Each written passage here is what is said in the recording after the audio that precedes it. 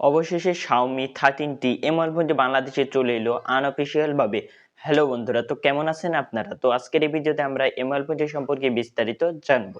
তো বন্ধুরা, প্রথমে যদি আমরা এই মোবাইল ফোনটির বক্সে তারা কি দিচ্ছে এই বিষয়টা আগে যদি জেনে নিই, তাহলে আপনারা ফোনটির বক্সের ভিতরে প্রথমেই পেয়ে যাবেন একটি সিম এজেক্টর পিন, একটি ইউজার ম্যানুয়াল, ব্যাক কভার, কাঙ্ক্ষিত মোবাইল ফোনটি, তার সাথে পেয়ে যাবেন একটি 67 ওয়াটের ফাস্ট চার্জার, তার সাথে পেয়ে যাবেন টাইপ সি কেবল। এবং বন্ধুরা, এই মোবাইল ফোনটির 67 ওয়াটের ফাস্ট চার্জার দিয়ে এই মোবাইল ফোনটিকে 5000 এমএএইচ এর ব্যাটারি 100% চার্জ করতে অ্যারাউন্ড 42 মিনিটের আশেপাশে সময় লাগবে, এটা কোম্পানি ক্লেম করছে।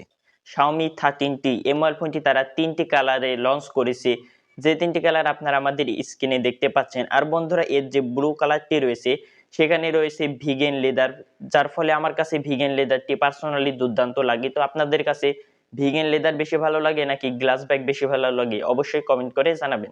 আর বন্ধুরা, এর যে বাকি যে দুটো কালার রয়েছে সেই দুটো কালারের ব্যাক সাইডে গ্লাস ব্যবহার করা হয়েছে এবং ফ্রেমে রয়েছে প্লাস্টিক ফ্রেম। কিন্তু বন্ধুরা, এই মোবাইল ফোনটির যে গ্লাস ব্যাক রয়েছে সেখানে আপনারা দেখতে পাচ্ছেন যে এর ব্ল্যাক কালার ভ্যারিয়েন্টটি বিশেষ করে এ জায়গাতে কাচের মতো দেখতে লাগছে, কারণ বন্ধুরা এই মোবাইল ফোনটির ব্যাক সাইডে গ্লসি ফিনিশ ব্যবহার করা হয়েছে, যার ফলে আপনাদের এই মোবাইল ফোনটির ব্যাক সাইডে অনেকটাই বেশি আঙ্গুলের ছাপ পড়বে, যেগুলো আপনারা মুছতে মুছতে পেরেশান হয়ে যাবেন। তো বন্ধুরা, আপনারা যদি এই মোবাইল ফোনটির গ্লাস ব্যাকওয়ালা ভ্যারিয়েন্ট কেনেন, তাহলে আপনাদেরকে এই মোবাইল ফোনটিতে একটি ব্যাক কভার ইউজ করতে হবে, তা না হলে আপনাদের মোবাইল ফোনটিতে প্রচুর পরিমাণে আঙ্গুলের ছাপ পড়বে।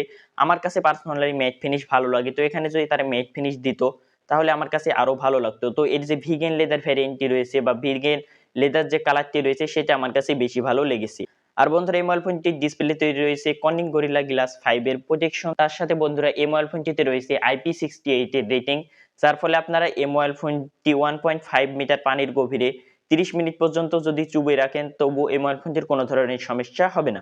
এই মোবাইল ফোনটি যদি পোর্টস এবং বাটন নিয়ে কথা বলতে যাই, তাহলে এই মোবাইল ফোনটিতে 3.5 mm জ্যাক, এই বিষয়টি ছাড়া সকল পোর্টস এবং বাটনই এই মোবাইল ফোনটিতে দেওয়া রয়েছে। আর বন্ধুরা, আপনারা এই মোবাইল ফোনটিতে দুটো সিম কার্ড ব্যবহার করতে পারবেন, কিন্তু এই মোবাইল ফোনটিতে কোনো প্রকারের এসডি কার্ড অথবা মেমোরি কার্ড ব্যবহার করতে পারবেন না। তো আমার মনে হয় না যে একটি সাধারণ ইউজারের কাছে এই মোবাইল ফোনটিতে এসডি কার্ডের কোনো ব্যবহারের প্রয়োজন হবে, কেননা বন্ধুরা এই মোবাইল ফোনটিতে রয়েছে 256 জিবি ফোন স্টোরেজ, তার সাথে এই মোবাইল ফোনটি দুটো র্যাম ভ্যারিয়েন্টে পাওয়া যাচ্ছে, একটি হলো 8 জিবি আর একটি হলো 12 জিবি, যার র্যাম টাইপ হলো LPDDR5 এবং স্টোরেজ টাইপ হলো UFS 3.1।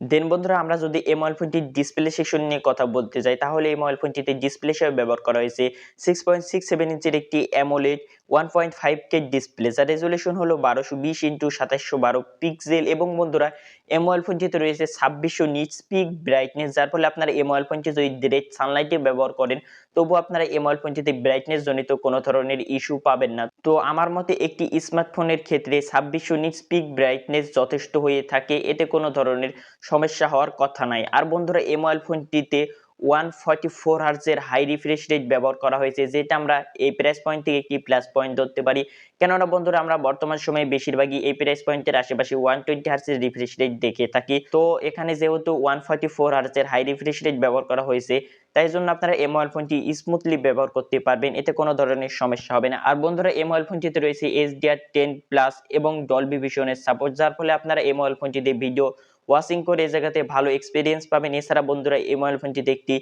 স্টেরিও স্পিকারও দেওয়া রয়েছে, যার ফলে আপনারা এই মোবাইল ফোনটির সাউন্ড কোয়ালিটিও বেটার পাবেন। তো ওভারঅল বলতে গেলে এই মোবাইল ফোনটি দিয়ে যদি আপনারা ভিডিও টিডিও যদি বেশি দেখতে চান, তাহলে এখান থেকে আপনারা একটি দুর্দান্ত এক্সপিরিয়েন্স পাবেন। কিন্তু বন্ধুরা, এই মোবাইল ফোনটির চারিদিকে সিন এবং বেজেলগুলো আমার কাছে একটু বেশি মনে হয়েছে, তো এই জায়গাতে যদি আরেকটু ন্যানো করা হতো তাহলে এই মোবাইল ফোনটির ডিসপ্লেটিকে দেখতে আরো সুন্দর লাগতো। তবুও বন্ধুরা, এই মোবাইল ফোনটির ডিসপ্লেটি আমার কাছে পার্সোনালি দুর্দান্ত লেগেছে। আর বন্ধুরা, এই মোবাইল ফোনটিতে রয়েছে একটি ইন ডিসপ্লে ফিঙ্গারপ্রিন্ট সেন্সর, যেটা খুব ফাস্ট এবং অ্যাকুরেট কাজ করে। দেন বন্ধুরা, আমরা যদি মোবাইল ফোনটির স্পেসিফিকেশন নিয়ে বলতে যাই, তাহলে এই মোবাইল ফোনটিতে প্রসেসর হিসেবে ব্যবহার করা হয়েছে MediaTek Dimensity 8200 Ultra, যেটা হলো 4nm বেস একটি চিপসেট, যার আন্তর্জাতিক স্কোর প্রায় 8,89,000-এর উপরে আন্তর্জাতিক স্কোর চলে যায়। তো বন্ধুরা, আপনারা এখান থেকে আন্দাজ করে নিতে পারবেন যে আসলে আপনারা এই মোবাইল ফোনটিতে কোন লেভেলের গেমিং পারফরমেন্স পাবেন। তো এক কথায় বলতে গেলে এই মোবাইল ফোনটির গেমিং পারফরমেন্স আপনারা দুর্দান্ত পাবেন। এছাড়া আপনারা যে কোনো গেম, ফ্রি ফায়ার, পাবজি ইত্যাদি গেমগুলো আরামসে খেলতে পারবেন। কিন্তু আপনারা যদি একটি প্রো লেভেলের গেমার হন, তাহলে আবার আপনাদেরকে এই মোবাইল ফোনটি সন্তুষ্ট নাও করতে পারে। আর বন্ধুরা, এই মোবাইল ফোনটিতে রয়েছে out of the box Android 13, তার সাথে রয়েছে MIUI 14।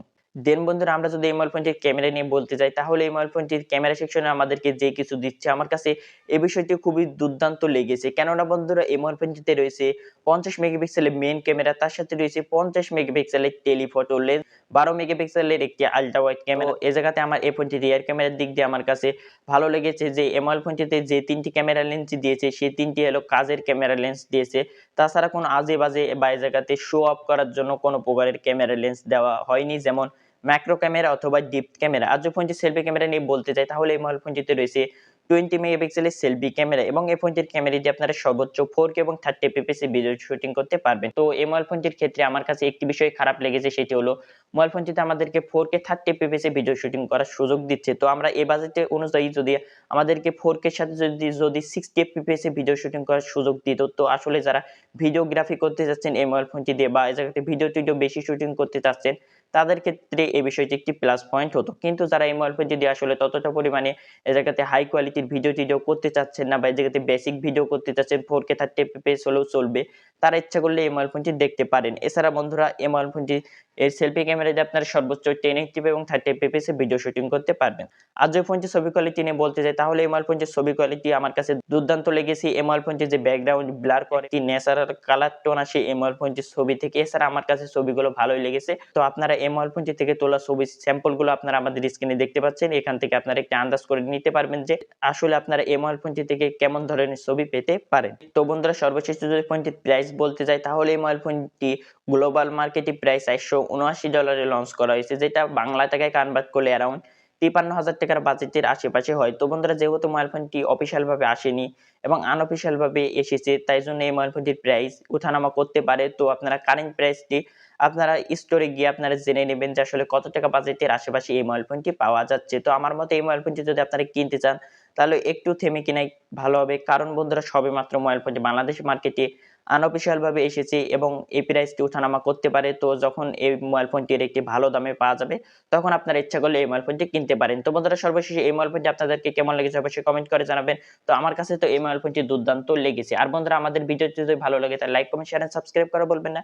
দেখা হচ্ছে পরবর্তী কোনো ভিডিওতে। ততক্ষণ পর্যন্ত ভালো থাকবেন, সুস্থ থাকবেন। আল্লাহ হাফেজ।